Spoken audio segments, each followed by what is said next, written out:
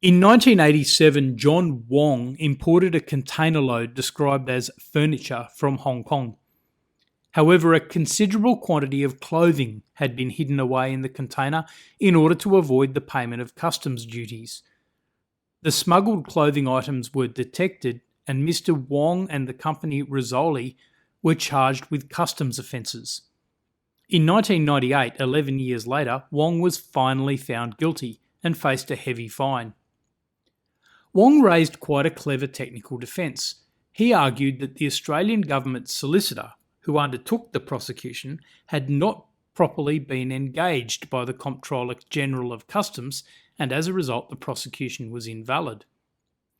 The usual way for the Comptroller General to engage the Australian government solicitor was via a document called an authority to prosecute.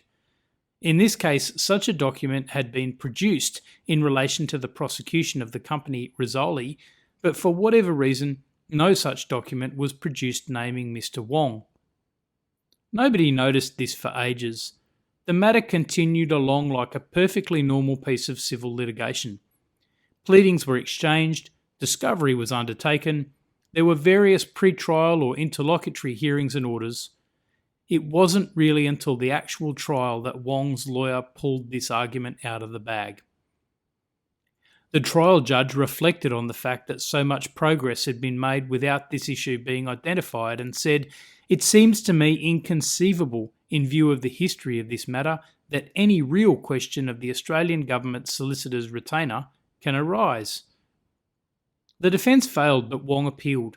There were 29 grounds of appeal, and the last one raised again the question of whether the Australian government solicitor had been properly retained.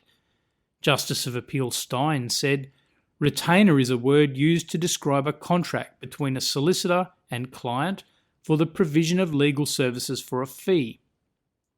It is not required to be in writing and may be implied from conduct. Here, the course of dealings over 9 years makes it plain beyond argument that the AGS was retained to institute and conduct the proceedings."